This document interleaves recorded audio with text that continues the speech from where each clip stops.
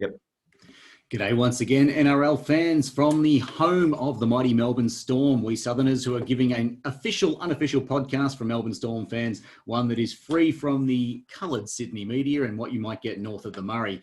Well, I'm Dubs. I'm joined by the pole man, as I always am, on a week where the Melbourne Storm back on the winning list, but unfortunately adding a couple more names to the ever-growing injury list.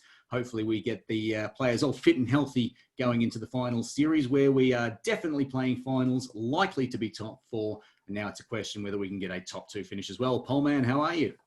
Welcome, Dubs, and welcome to our viewers. Thanks for joining us for another week. Here we are again, another win. We're back in the winners list, I guess, is really good. Going strongly. Picked up a couple more injuries. Not ideal, but but it's coming together, I think, nicely. Slowly moving towards finals. Sorry, mate, I was just going to say you've absolutely nailed it there. 3 more games in the home and away season and then finals. With the disruptions to the season, it can be really hard to feel the momentum and the normal time frame, even though this is probably the time of year when you're starting to look at finals in the normal course of things. So relatively speaking, we've actually had minimal disruption in terms of this time of the year, but it's just been a funny old year in general. So anyway, we're coming into finals. It's getting into springtime. The weather is starting to warm up a little bit, and there's that excitement when you're sitting up at the right end of the table thinking you might be launching into a finals campaign. 3 home and away season games to go.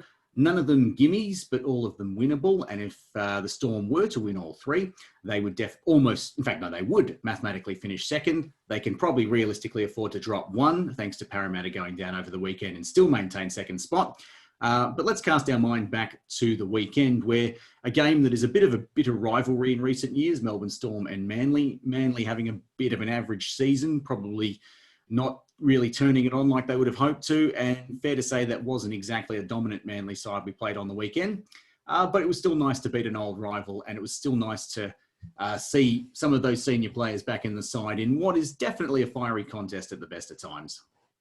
Yeah, definitely. I think last week I doubted that all Smith, Hughes and Munster were going to play, but they did, and they all played well, and they all looked firing. Interesting. I mean, every game's interesting. But I just thought this game was a really clinical Melbourne performance.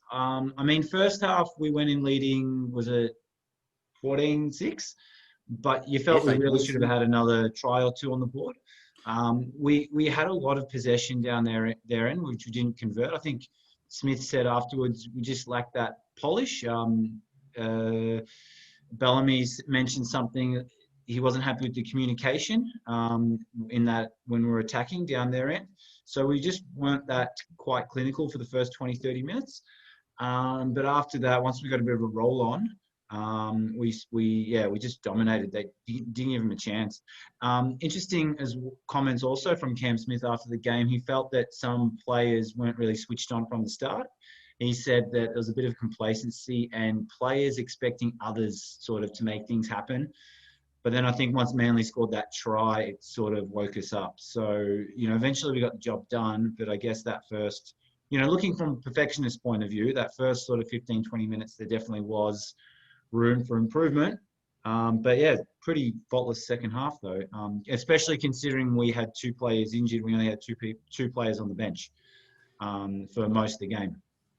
Yeah, and that's a fantastic summary, mate, and I'd 100% agree. Keeping in mind we left 6 points out in the field as well, with Cam Smith having an unusually shonky day with the boot, missing 3 kicks, all of them gettable, one of them perhaps quite easy, and by his standards a real gimme. So it's just that sort of game where the fact that Manly are a little bit weak at the moment, that they're heading towards the end of the season, probably knowing there's nothing left for them to play for, there'd have been no excuse not to win with the position we're in.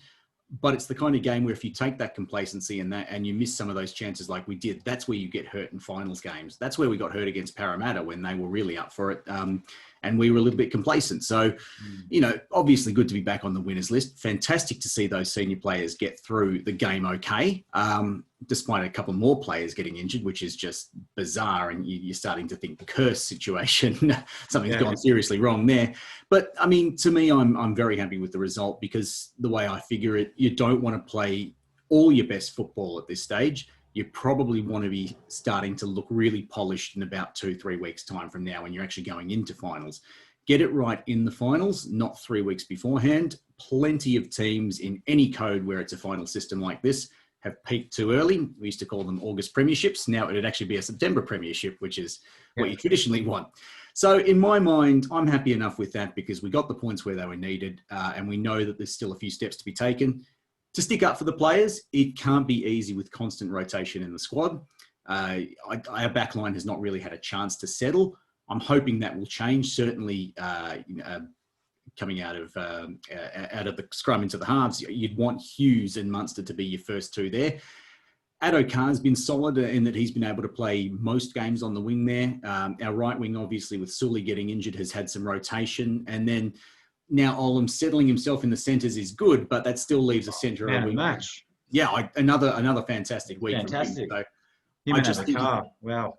Oh, absolutely. I mean, Justin Olam, to me, has been the biggest plus of the season in terms of the level of improvement we've seen there. So if we can just keep that back line a little more settled, particularly coming out of halfback and 5'8", I think we'll be okay.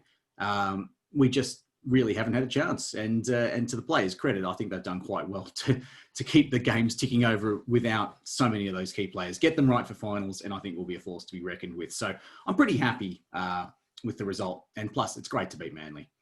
Oh, yeah, it was great to beat Manly. I'm glad that I didn't jinx him by calling Cherry Evans pretender.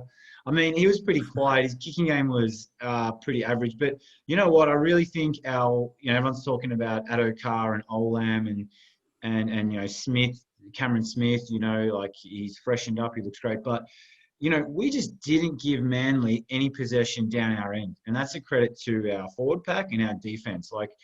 They weren't that bad in terms of ball handling, but they just couldn't penetrate. They just couldn't, make those key meters down the middle to actually set themselves up for any attacking plays. So, yeah, we really just smothered them, gave them nothing. So that was really positive.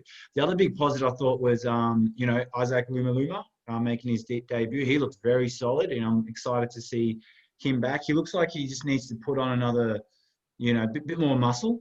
He looks very athletic, but just lacking that little bit of, you see Sully and he's just a tank. He's just lacking a bit of that. And the other one was Chris Lewis, and they've both been named in this week's squad. And, we've got to be really proud of the guys that have been coming in because there is, as I said in an earlier week, there's no Queensland Cup.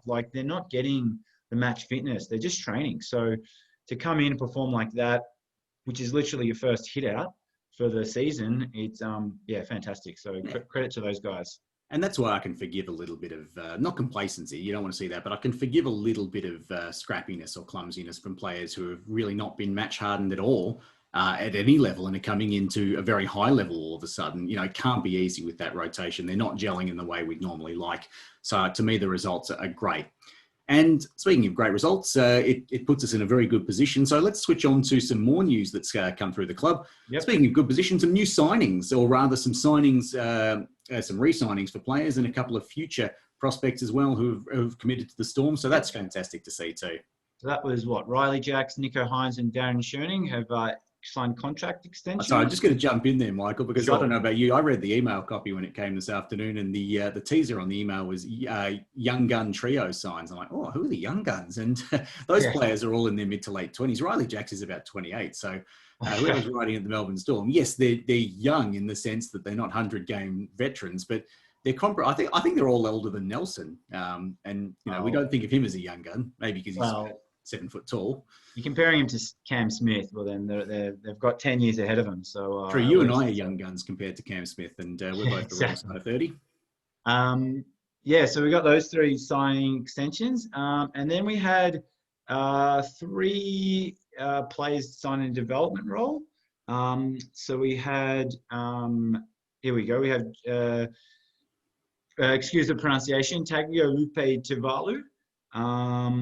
And is there another one in there? And the one I want to mention is Jonah Peze. Jonah Peze, very famous surname Peze for people from South Queensland. His father played for the South Queensland Crushers. So I think he's actually come from Newcastle, and he's quite a handy pickup. I thought there was a third one No, there's only two of them. So Peze and Tavalu have signed. So, there's a couple of young guns right there, and yeah, it'd be interesting to see what happens there. Yeah, and good to see a couple of three very handy squad players, particularly the likes of Hines, who's developing well, and Schoenig, who's come out of nowhere to be committed to the club. And Riley Jacks, I got to give him his due. He's stuck around. He's come back and he wants to commit to the Storm. He's never been guaranteed a first team spot, but he's decided he wants to fight for that and he wants to demonstrate his value. And I think, if anything, having lost so many key players through injury, Riley Jacks has demonstrated his value as an important part of the squad. He might not ever be our starting 5'8", but I think I would feel better knowing he was available in the squad throughout a season. So I'm pleased with that as well. Yeah, he's definitely a handy backup. Now, you mentioned injury. Speaking of which, obviously, the disappointing news from the weekend was Marion Seve doing his ACL, so he's gone for the season. Nelson's also done his calf. He's out for only 2 weeks, luckily for us, so hopefully he'll get 1 or 2 games in before finals. I'm not going to run through, unless you've got it right there, our injuries, but I think Kenny's been named back. Eisenhuth's been named in the squad this week. I mean, Kenny's a reserve, so again, I wouldn't bank more players coming back. But yeah, hopefully in the next 2-3 weeks, we'll have a pretty close to full strength squad. Yeah, I wouldn't bank on either Kenny Bromwich or Tom Eisenhuth being available this week. I think possibly one of them might play purely by virtue of the fact that we are quite low on starting forwards now. With Finucane out, Nelson out, there is significant experience out of the team there.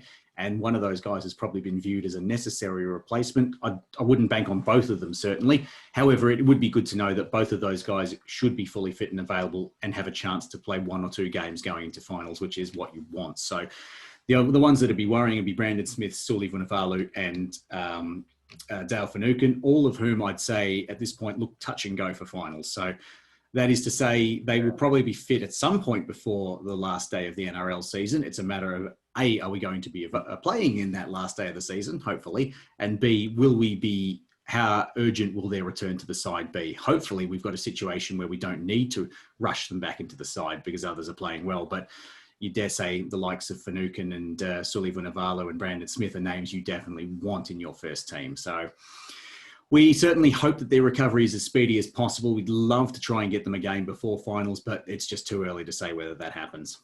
Yeah. And before we move on to the results from last week, we've had about 4 or 5 calf injuries, which is, I don't know what they're doing, whether they're just doing too many calf raises in the gym or they're not doing enough and our calves are weak. But I don't know. I don't know how common that is, really, rugby league players. It's unusual, isn't it? I mean, it's unusual in any sport to have that many calf injuries. Maybe that whatever accommodation they've been living in has just got way too many stairs or something. Yeah, maybe they need to start taking a lift. And the other thing, I was looking actually through our 30-man squad for this season. All but 2 have played a game this year. That's incredible. Yeah. So that's actually incredible. And to have only really, that Parramatta game was our only real sort of bad loss. I think it's, again, credit to the whole club for having such a try loss against the team that was angling for second at their ground. With half your team out. That's a fantastic wrap to the whole club's football department for this season. Let's not understate that. That is a remarkable outcome. You'd like to think we can still claim something from this season, even if we don't. The fact that the home and away season is having them shaping up likely to finish second, possibly even first, who knows, and likely to be top 4 at least, is just an incredible effort. And this whole being away from Melbourne could almost really galvanise the team. And if you look at the Warriors now, they're starting to play some really good football. I think at the start, it was all poor us with the Warriors and then a few players who just didn't want to be there left. But now they look like a unit and they're making a real late run for the finals. Speaking of which, shall we have a look at the results? Yes, indeed. Take us through the last round of results and let's see why we're... smash through these. So there we go. We had Parramatta went from, not 100 to 0, but anyway, 0, couldn't score against the Rabbitohs, who we've got next week. So that should be an interesting game. Bit of 180 there. The Titans had a come from behind late win against the Dragons. I watched that game. It was quite good. New coach, same old Broncos, though. At least it wasn't 58-0. I think it was 58-0 last time the Roosters played the Broncos. That's an pretty improvement. ordinary, though, isn't it? The Warriors, geez, they looked good against the Knights. They're starting Really to look good. really good. And they played out at Tamworth, to thank them for having them earlier in the season. And yeah, it looks great. The little stadium, and kind of like the Sunshine Coast Stadium. So well done for the people of Tamworth getting out there. Sharks got over the Cowboys. What Panthers? I mean, the first 20, 30 minutes, I think West's had them, but too good in the end. We beat the Sea Eagles. Gold Coast left the league. Well, those Seagulls aren't around for a while. And then the Raiders and the Bulldogs. Once The again, Bulldogs were leading. The Bulldogs have points on the board. They're competitive for a longish period of the game, and yet they just don't win. Yeah, they could have had 4 or 5 games where they could have won, where they were leading or at least in a winning position. But I guess, what do they say? Losing's a habit, and so is winning. So, and, I mean, I know it's cold comfort, but it's possibly the most competitive wooden spoon side we've ever seen. Yeah. Again, the Broncos deserve it this year, hands down. It's an injustice that they're not last. Oh, it's bizarre. All right. Anyway, let's look at the ladder. So the Panthers win. They have a 3-point buffer on us with 4 games to go. That JJ Gilton and Shield slipping out of our fingers. We need the Panthers to drop 2 games. 95% in their hands now, but you never know. Yeah. Although, at the end of the day, we're looking very good for top 2. We've got that 2, as you said earlier, we've got the 2-point buffer on and a much bigger differential of points to the Eels. As we said last week, I think top 8 is shut because Cronulla won again. But then again, here come the Warriors. Who knows? But, they got a big test this week against Parramatta. Well, it's still a die for them, so it'll be interesting to see how Para back up after a shocking loss against the Raiders, and that'll determine whether they're contenders, because the Warriors will throw everything at this. This is really it. This is last chance saloon. Well, I think the Warriors are playing with nothing to lose at the moment. I think they're just out there having a bit of fun, and that's what happens. And then down the bottom, come on, Bulldogs, win a game, put Brisbane last, put them where they should be this season. All right. The points differential there is huge. I mean, look at it. It's it's negative 174 compared to negative 301. Yeah. If you look at this column, I mean, you can't see that column, but the Broncos have conceded over 100 more points than any other team. So your Cowboys on conceded 414, and then it's the Broncos on 523. So they are shocking in defense. They had those 2 wins before COVID, so they actually, they were 2 from 2 before the break, and then we all know what happened there. So whatever happened in the break, they got it badly wrong, obviously. Yeah. All right, let's look forward to our game against the Rabbitohs. Our good friend. We should give our good friend Nick a shout out, who lives in Melbourne here with us. Our second favourite Polish rugby league supporter. He subscribed to the podcast. I was actually at Nick's house when we played him back earlier in the season. I've just got to jump in there. I was actually with little Nick Skilnick, our favourite second favourite Polish rugby league fan, our favourite Rabbitohs fan. The poor bloke, he copped it pretty hard a couple of years ago at the first final, the qualifying final at Amy Park, the thriller that we won very late. And our mate Big Griff caught a photo of him at that moment, and the agony and the ecstasy. It was Griff and I celebrating, and poor old Mr. Skilnick was just not doing too well. Do you know where I was that game? I was on a bus I was in Poland on a bus listening to 2GB internet radio, and then I was just walking along, like I was off the bus, and I'm walking, and we fist pumping, and and it was what it was about, I don't know, midday, maybe 1 o'clock in Poland at the time. And anyway, all right, let's have a look. So Friday night football live on Channel 9. Some ins. We got Aaron Penne, Brenko Lee, Kenny Bromwich, Max King, Riley Jack, Sandor Earl. Obviously Marion and Nelson are out. You got Brenko's back in the centres. I think that's very positive. Lume's going to start again. Fantastic. Our backline, other than that, pretty much unchanged. Our forwards, we've got Jesse and Christian starting. Chris Lewis is given a starting gig after his performance last week. Well deserved. It's good on him. Tino's in lock again. It was really interesting. We had 4 front rowers start last week. Tino's a very big lock. Yeah. Obviously, quickly look at the interchange. We've got Nico, Riley, Albert, and Darren. We got Sandor, Max, Aaron Penne, Kenny Bromwich named as reserves. Obviously, the big news for the Rabbitohs is Latrell Mitchell. What did he do? He did his hamstring, and he's out. I think, until finals. So that's a big loss for them. What do you think of the games, Dubs? Are we going to win this? What's going to happen at ANZ Stadium? Well, I was quite confident to back us, and I still am. That said, watching the Rabbitohs smash Parramatta, it didn't shock me that they won that game. I thought Para had poured their heart and soul into beating us the week before. So watching the Rabbitohs win that game didn't surprise me, but the way that they almost folded as the game went on troubled me a little bit, because it made me wonder, is there a shock and awe element to the Rabbitohs that they could unleash on us? And they are a very good side. They hate playing us in Melbourne. Fair enough. I understand that. But this ain't in Melbourne. And they won't be playing us in Melbourne again for the rest of the year. Plus, they'll still feel they owe us one for a couple of years ago. They very nearly broke their Melbourne drought down there in that final. That said, I think you take El Mitchell out of that side, and it's like we were against Parramatta a couple of weeks ago. So much of our creative driving force and our leadership just evaporated. So I think that gives us a huge advantage. That and the fact that the experienced and leadership type players that we've had, even though we lose Nelson and Seve, as hard as that is, particularly Nelson, the value he has to the side, I think we can cover that. And I, for one, hope Brenko Lee now cements that spot. We've had so many people wearing the number 3 jersey at different times this year. I'd just like to see some consistency, somebody that Olam can be used to playing next to, somebody that the wingers can be used to playing next to. I'd like to see him have a good run in the side now. Ideally, if he's playing well till the end of the season and you keep him ensconced there. But goodness me, it's been a funny old year.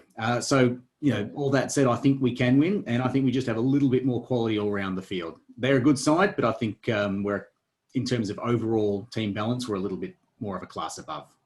Yeah, I think you're right. I mean, Latrell's a massive Huge loss for them. I mean, they've still got Adam Reynolds and Cody Walker. They've still got some. Dane Gagai's back actually for them this week. So, and look, and as I say, don't get me wrong, they are a very good side. I think that they are a very good all-round side. I think the reason they're 6th and not top 4 is, while they're a very good side, they just lack that touch of class that other sides have. And even though the Roosters haven't had the season they'd have liked, they're still, and even the Raiders with the injuries they've had, they're still sitting behind those guys, which just tells you that at the moment, it's just a very good team. But a very good team can beat you. Yeah, it's looking at the ladder. They're pushing for top 4. They could be a smoky for the premiership, but I think on this occasion, without Mitchell and with our full strength spine, I think we'll be too good. As long as, I just hope we come out a bit more switched on than we did against Manly. And well, if we don't, then I think we will pay a price, because they're the type of team that will not give you an inch. Yeah, as long as we do the basics, I think we should win this by, kind of like maybe a 20-12. I don't expect us to walk all over them, but it should be a good game. Put them on the back foot early, score early, and force them to change their game plan up. That would be my hope for this outcome, or my hope of an outcome for this game, because I think this is not the kind of game I want to be in a dogfight with as it goes on throughout. Definitely not. Make them pay early. Well, that is, of course, Friday night. So make sure, Storm fans, you're watching and you're cheering on via social media. I can't say much more except, retweet the Melbourne Storm. And if you live in Sydney, get to the game. Yeah, actually, if you're a Sydney-based Storm fan, then get in there and support them. We have had a few Storm fans on the road. We think of ourselves as Melburnians only, but there are Storm fans interstate, and there are Storm fans who have been following us. And hey, there are even some Storm fans we've probably made as friends throughout the the Australian community over the past 6 months, because if you're in the Sunshine Coast, it's your local team now. Anyway, shout out to Travelling Thunder. I think they're a Melbourne Storm, New South Wales-based supporter group. So. Good on you guys. Melbourne expats, perhaps, or perhaps even just Sydney-siders who had a soft spot for us. maybe lost their team in the Super League war. Anyway. Could have been. It's a sad situation, but we're always glad to have them. Anyway, all right, that sort of takes us through the main serious business for the week. Well, I say the not so serious business, but of course that is underselling the value of Poles pondering. So, my friend, what have you got on the cards this week? What are we going to hear about? All right. So this week, it might be a bit of a series here. I'll see how we go. But I've been listening a lot to this. I discovered this podcast called the Rugby League Digest. And I'll put a link into the description here.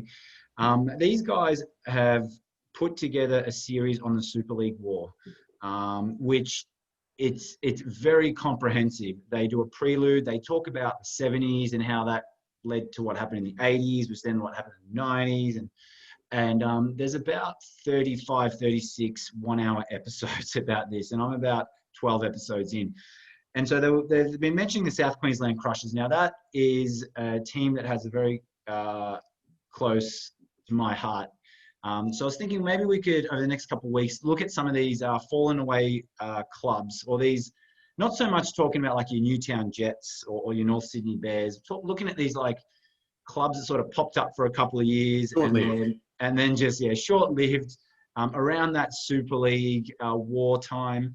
And maybe we can just have a look, quick profile of those clubs. So the South Queensland Crushers are very close to my heart because when I was a kid in 97, 98 actually, I was following the Storm, and I bought ARL 96, EA Sports ARL 96, and I didn't want to play as any other club because I didn't like any other club. I only liked Melbourne Storm. So, because I never supported a club before Melbourne Storm, and so I picked the South Queensland Crushers because they weren't around anymore. So I thought, I'll just pick this team because they don't exist. So that's why they're kind of my second team if I was to ever have a second team. So what I'll do is if I hang on, oops, what have I done? I'll share my screen quickly. I've got a couple of photos just to take it off, our face. There's South Queensland running out. So where do we begin with the South Queensland Crushers? Do you still see the photo yet, Dubs? I can see the folder full of the photos there, mate. Excellent. So, let's start with the name and the logo. So if we, look at, there we go. There's their logo. It's a train and they're called the Crushers. Do you remember anything about the Crushers? Do you remember because we were like about 10 years old when they were probably around? Do you remember anything? Let's see. Their final season was, of course, 97. And no, I remember I was, 11 at the time. Before the Storm had come along. And while I certainly wouldn't mind watching a bit of NRL as a kid, wasn't on much on TV. And I didn't really have a team because I didn't care until the Melbourne Storm came along.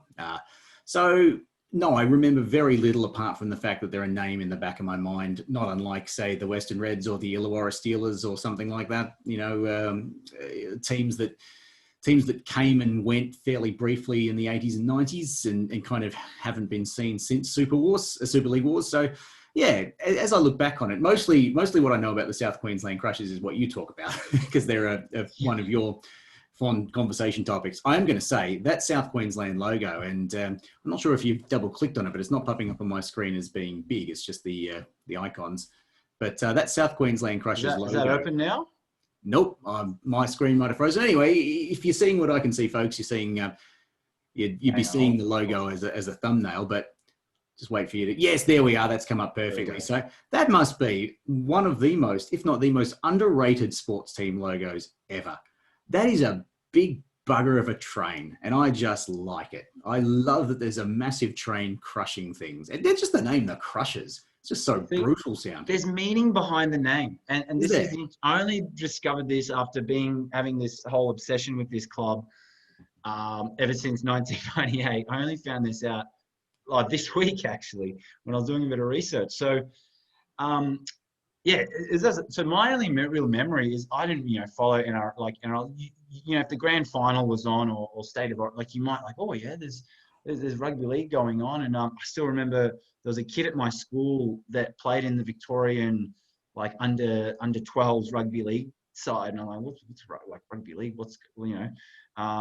Anyway, so I just remember hearing on the news, blah, blah, blah, and the Crushers. The Crushers, what a cool name. How cool is that as a nickname? And then, you see their logos, this train, like a train? What does it come from? So where, I could be wrong, but I'm pretty sure this is accurate. So the Crushers is a reference to the Queensland sugarcane industry. So there's a season when they have to crush the sugarcane. So I think they harvest and they crush it before they then refine it. I don't know anything about how you produce sugar.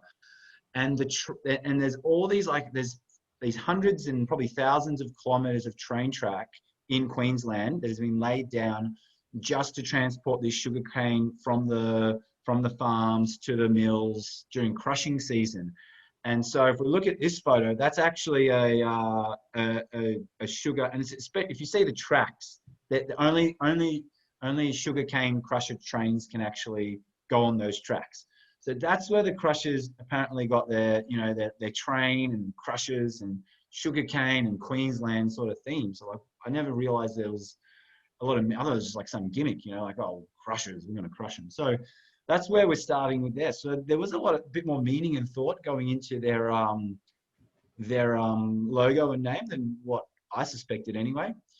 So obviously the Crushers came into existence at the end of 1992. So the NSWRL at the time said there's going to be 4 teams starting in 1995, one based in Townsville, which is obviously the Cowboys, one based in Auckland, which are the Warriors, one based in, who else came in 95? Perth, which was the Reds, which is Reds, another club we need to talk about in the coming weeks.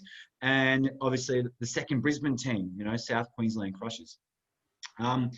I don't think the Crushers got off to a great start because, again, this was all in the background of the Super League war where there was all this talk about rationalisation. We've got to merge clubs. There was 20 clubs in 1995 and these new clubs coming in. And so there was talks about merging with Gold Coast apparently before they even played their first game. So you're not getting off to a great start when people are already suggesting you should merge.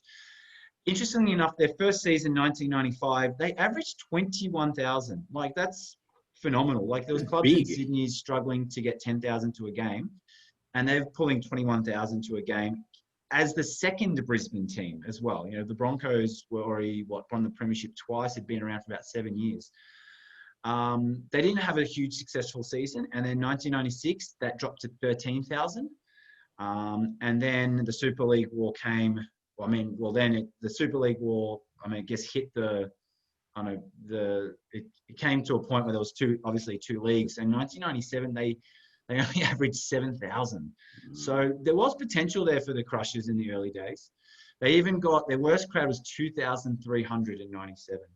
Now, despite getting such good crowds in 1995, they were bleeding money. From a business point of view, they were really poorly mismanaged. And Scott Sattler, who was a player there in 1996, apparently he's told us this story where they're at training. I think it was pre-season or early in the season. The owner just comes to all the players like, listen, guys, you have to play for free. We got no money. But there was a mysterious donor was found who helped sort of pay the players for 96. And they were going to pull the pin at the end of 96. But again, this mysterious donor chipped in for the 97 season. They did have some, despite winning the Wooden Spoon in 96 and 97, they did have some success in the lower grades. They won the under 21 premiership in 96 and then they won the reserves in 1997. So they had some talent coming through. You'd imagine being based in Brisbane, there'd be a lot of talented players there. But yeah, that was the brief and short history of the Crushers. And in 2014, they actually had a 20-year reunion. No joke. They actually, the players and officials and all that got together and held a 20-year reunion. So, and the best thing the Crushers gave us was Aaron Mule. Aaron Mule came straight from South Queensland and was in our first ever squad in 98. So there you go, a bit of South Queensland history. Now, here's some photos. And here's Sam Newman. This is back in 94, 95 when they were announced. And he was doing like a crossfeed with the Brisbane Rugby League footy show. So he was getting in the spirit then. And here's a picture. And if you just look here, I think that's Aaron Moore right there. Looks like him. Those eyebrows are familiar. Yeah.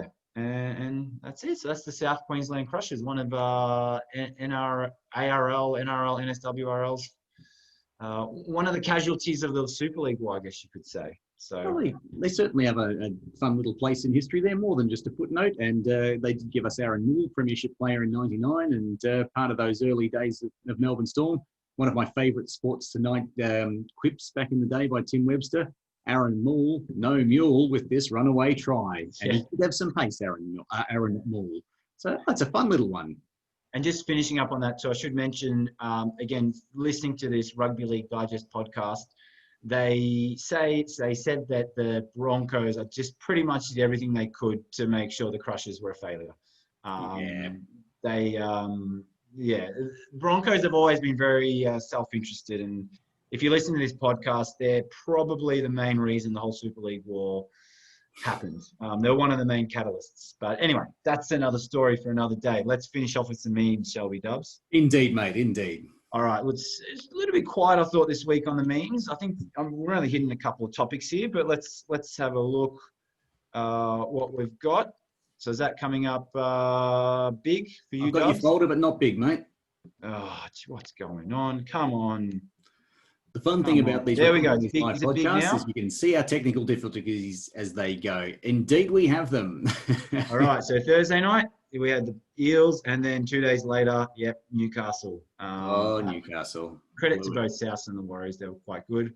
Social distancing, there we go. Parramatta. A few of these aimed at Parramatta. I guess I'm still a bit bitter about their I'm just going to jump antics in there. against us 2 weeks ago. I'm just going to jump in there that a lot of these two also come from north of the border. So I'm guessing that the Parramatta fans were clogging up a few Sydney Siders news feeds with some of their bile after that win. So perhaps not only us were pleased to see them go down. Yeah, probably. Jeff Horn, copped a bit of a belting from Tim Yikes. Drew. Then again, hold my beer. Brisbane Broncos, 58-12. Another Parramatta one, Noble Owens, Owen Wilson, Terrell Owens, Ooh. Owen Hart, and Owen 38. Yep.